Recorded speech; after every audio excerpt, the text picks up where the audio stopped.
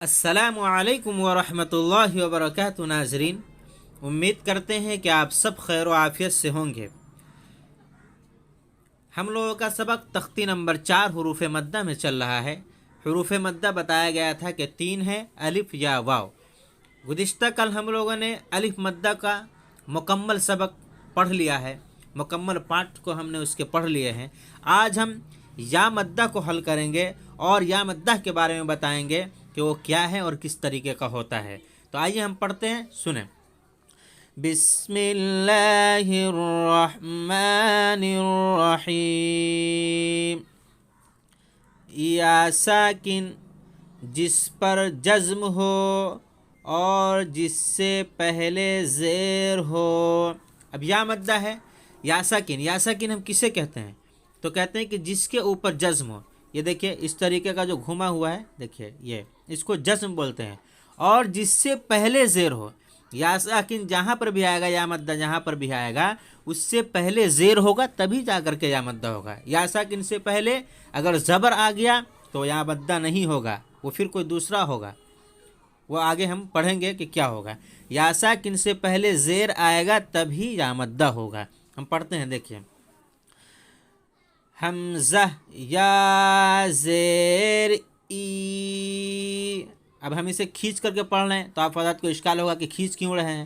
تو کھینچ اسی لیے رہے ہیں، اس لیے کہ یا مدہ کے بارے میں ہم نے پڑھا ہے کہ الف اور یا اور واو، ان تینوں کو تھوڑا کھینچ کر کے پڑھیں گے، اسی لیے اسے کھینچ کر کے پڑھ رہے ہیں۔ دیکھیے، حمزہ یا زیر ای، با یا زیر بی، تا یا زیر تی، ثا یا زیر ثی، جیم یا زیر جی، حا یا زیر حی، خا یا زیر خی، دال یا زیر دی، ذال یا زیر ذی، را یا زیر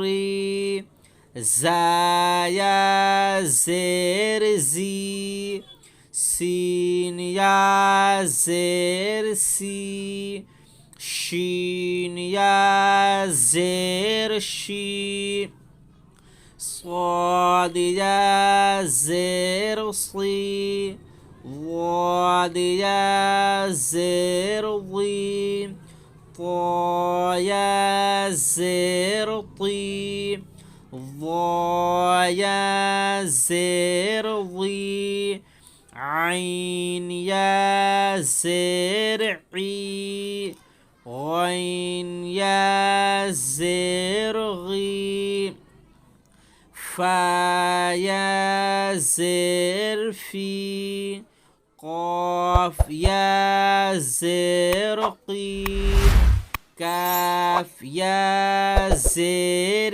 کی، لام یا زیر لی، میم یا زیر می، نون یا زیر نی، واو یا زیر وی، ہا یا زیر ہی، حمزہ یا زیر ای، یا زیر ای۔